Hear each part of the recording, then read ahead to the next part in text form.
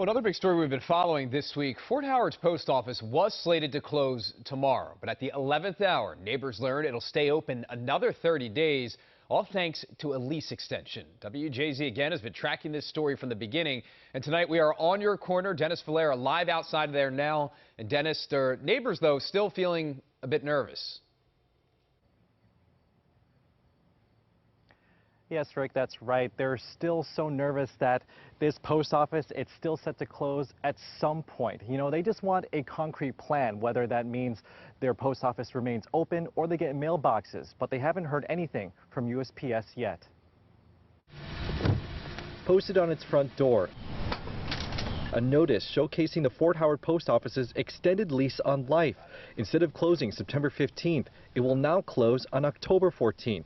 Neighbors learned about it a couple days ago. We were happy to get the 30-day notice. Happy, but still very, very concerned. Because we don't want them to use it as a crutch to prolong this longer than it needs to be. Jessica Hammonds and her neighbors learned of the post office's closure back in July. Citing the building's lease was expiring, USPS has said in statements to WJZ they're exploring options to continue mail service. But before this lease extension, neighbors were told their mail would be redirected to Dundalk for pickup.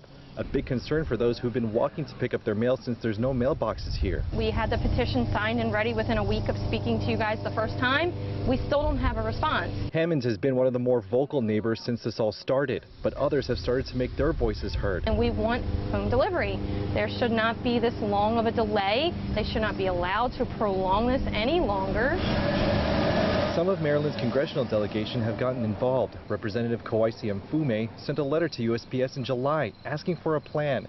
He says their talks have been promising. There are a number of things before us that I feel good about, and I'm hoping that at the end of the day will be the solution to this problem. In the meantime, Hammonds and her neighbors are thinking of more ways to fight for their post office, even considering legal action. It's really not fair.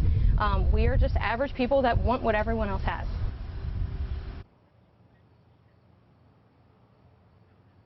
Again, this lease extension, it lasts until October 14th. No official word yet what happens after that. Reporting live in Fort Howard, I'm Dennis Valera for WJZ.